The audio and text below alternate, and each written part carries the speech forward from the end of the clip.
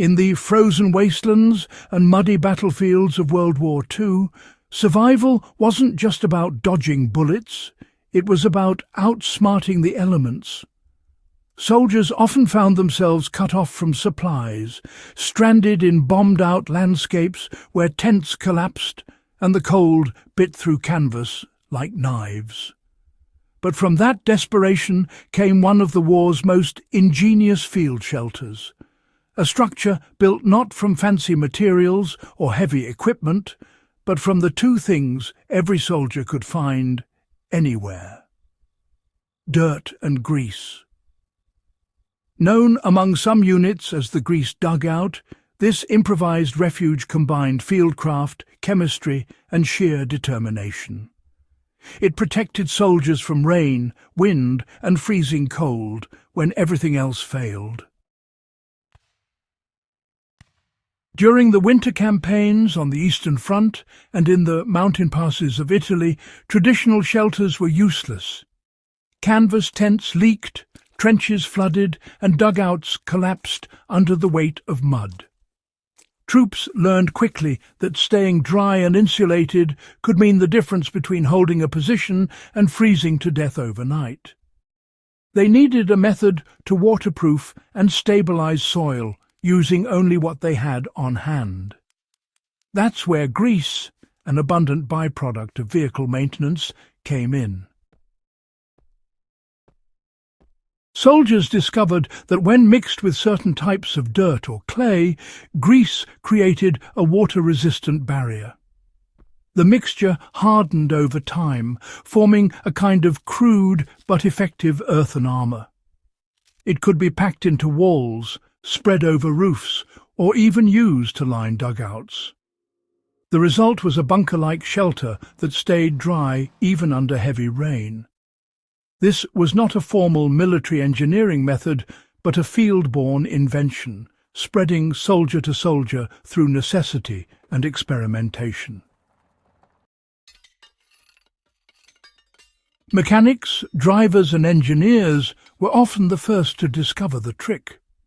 They realized that the grease used to lubricate vehicle joints and weapons, usually a thick petroleum or animal fat base, repelled water.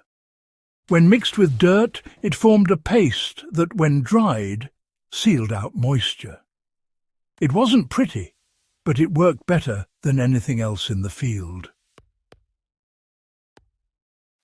So, the process started with a shallow dugout, typically waist-deep and just large enough for 1 or 2 soldiers, you know. Once the basic pit was shaped, troops would reinforce the walls with whatever materials were available: logs, metal scraps, or planks salvaged from destroyed buildings. The key step came next. Using tins of vehicle grease or even cooking fat, they mixed the substance directly into the top layer of soil, kneading it together like clay until it reached a sticky, heavy texture. This greased earth was then layered along the interior walls and the roof's underside, often about 2 to 3 inches thick. Soldiers discovered that when pressed firmly, the mixture hardened and shed water instead of soaking it up. To create the roof, they laid down a framework of branches or metal rods, then packed the greased dirt over it like plaster. Finally, they covered the outer surface with a layer of clean soil or leaves to camouflage the structure from aircraft and scouts. The result was a semi-underground hut that stayed dry even when everything else turned to sludge.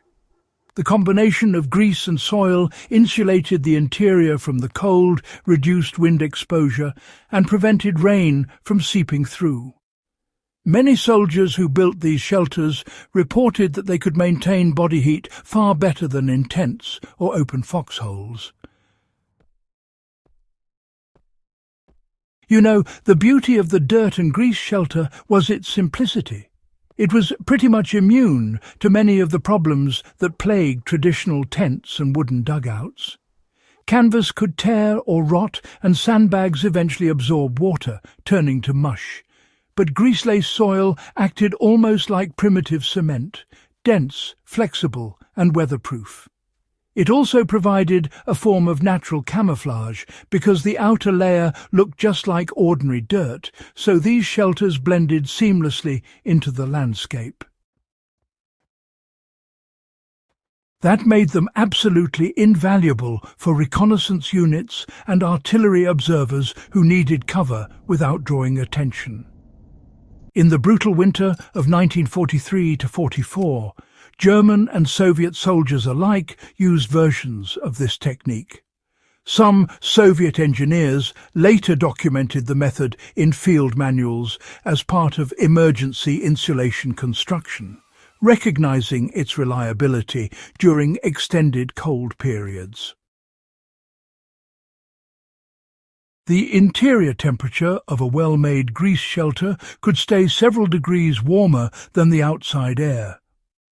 Soldiers often lined the floor with straw or spare fabric and even managed to run small tin can stoves inside without melting or softening the structure. It was not elegant, but it was effective. A lesson, really, in how practicality can overcome material shortages. For modern survivalists, preppers, and outdoor enthusiasts, the dirt and grease method offers timeless value.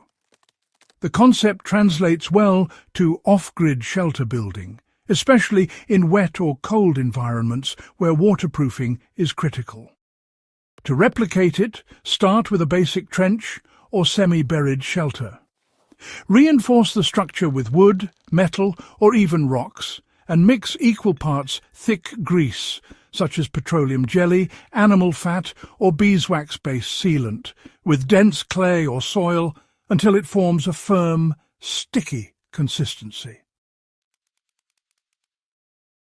Pack this mixture tightly along the interior walls and the roof framework. Allow it to set slightly before covering with a final layer of clean dirt or leaves. You'll notice that water rolls off the surface rather than soaking in, especially after it has hardened over time. This works because the grease fills microscopic gaps between soil particles, creating a hydrophobic layer. The same principle can be applied to build waterproof storage pits or emergency root cellars. Anywhere moisture control matters. For small-scale projects, such as bushcraft shelters or emergency cold weather huts, this technique is both accessible and sustainable.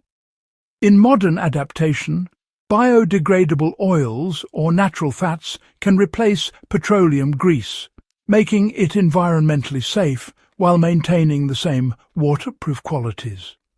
If you're testing the technique yourself, start small.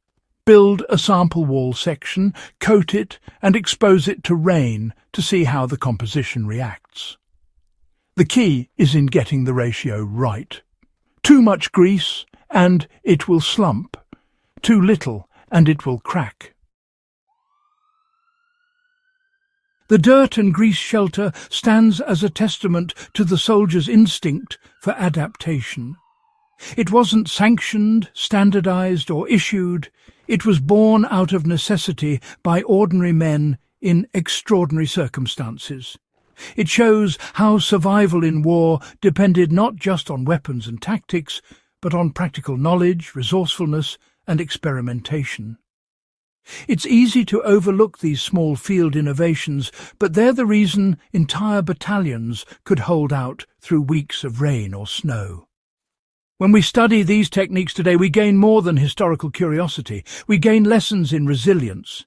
With nothing but mud, sweat, and a few tins of grease, those soldiers created a barrier between themselves and the merciless environment, proving that ingenuity can turn even dirt into defense.